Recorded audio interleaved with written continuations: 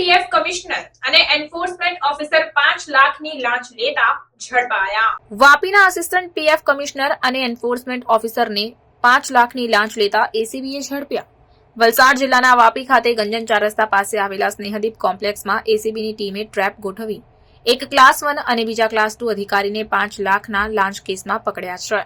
કેન્દ્ર સરકારના બંને અધિકારી હર્ષદકુમાર પરમાર અને સુપ્રભાત રંજન તોમરની લાંચ કેસમાં ધરપકડ કરીને જરૂરી કાર્યવાહી હાથ ધરાઈ છે. દક્ષિણ ગુજરાતમાં ખાનગી કન્સ્ટ્રક્શન કંપની ચલાવતા એક બિલ્ડરે તેમની કંપનીમાં કામ કરતા કર્મચારીઓના પીએફ કપાવવાની કાર્યવાહી કરી ન હતી. આથી પીએફ કચેરી ખાતેથી બિલ્ડરની કંપનીને નોટિસ મળી હતી.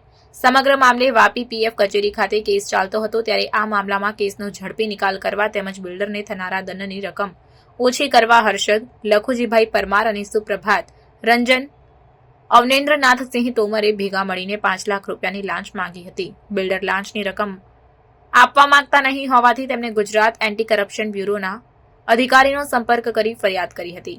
એસીબીની ટીમે વાપી સ્નેહદીપ કોમ્પ્લેક્સ ખાતે આવેલ આસિસ્ટન્ટ પીએફ કમિશનરની ચેમ્બરમાં ટ્રેપ ગોઠવી હતી. ત્યારે આસિસ્ટન્ટ પીએફ કમિશનર હર્ષદ પરમારના કહેવાથી એન્ફોર્સમેન્ટ ઓફિસર સુપ્રભાત રંજન તોમરે 5 લાખની લાંચ સ્વીકારી હતી. દરમિયાનમાં એસીબીની ટીમે બંનેને રંગે હાથ ઝડપી લઈ લાંચની રકમ કબજે કરી હતી. ટ્રેપ કરવામાં એસીબી પીઆઈ જે.આર. ગામિત અને તેમની ટીમ સામેલ હતી. જ્યારે સુપરવિઝન અધિકારી મદદનીશ નિયામક સુરત આર.આર. ચૌધરી દ્વારા કરવામાં આવ્યું.